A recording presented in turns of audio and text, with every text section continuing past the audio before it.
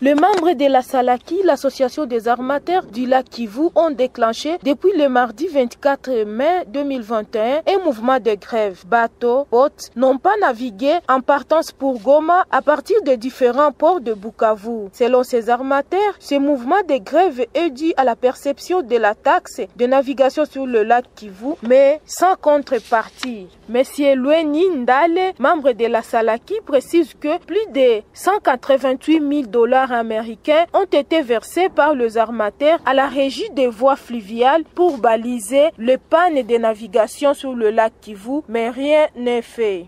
Et en fait, nous avons un problème très sérieux avec notre administration, surtout avec la régie des voies fluviales qui a initié des revendications pour le paiement de la taxe de la navigation.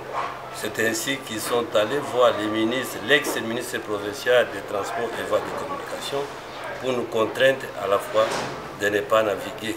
En fait, qu'est-ce qui se passe?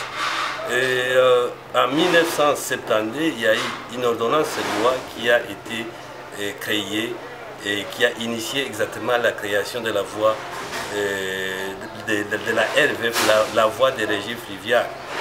Et si cette ordonnance de loi, il était dit que les armateurs devraient payer une taxe de la navigation par rapport à l'exploitation sur les voies navigables. Et la taxe qu'on devrait payer devrait être payée par rapport à un taux de 0,80 zaïre par cheval vapeur et de 0,4 zaïre par tonne jauge. Et cette taxe qui devrait être payée devrait automatiquement réglementer et construire et initier les voies de navigation en termes de la contrepartie. Mais curieusement, depuis 2009, les amateurs ont payé un montant de 188 000 $ et qui, curieusement, n'a pas eu de contrepartie par rapport aux travaux de balisage, aux travaux de dragage, aux travaux de curage et aussi au niveau de signalisation sur la voie sur les lacs Kivu. Et curieusement, les amateurs ont tenu exactement à faire des revendications au niveau du service attitré. Et depuis 2010, en 2017, il y a exactement d'autres montants qui ont déjà été payés, mais rien n'a été fait jusque-là. C'est en juillet 2017-2021 que la RVF a tenu à faire une petite balise sur les baies de Nyamoma. Et après cette balise, ils ont compté aux amateurs de pouvoir payer en fait cette taxe qui s'élève aujourd'hui à 17,5 $ par cheval vapeur.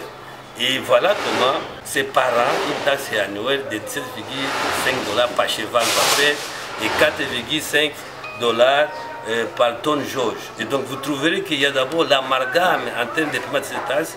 On paye à la fois la coque et on paye à la fois le nombre de chevaux du bateau qui est un chevauchement par rapport à cette taxe-là.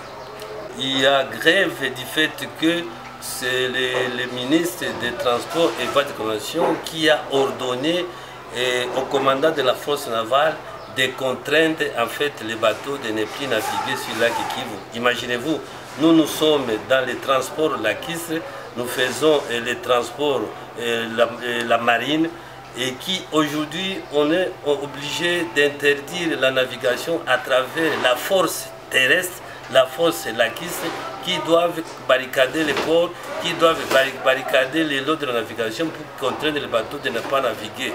Vous trouverez que si un civil avec un militaire en armes, c'est que ça va générer à la fin au niveau de cette situation.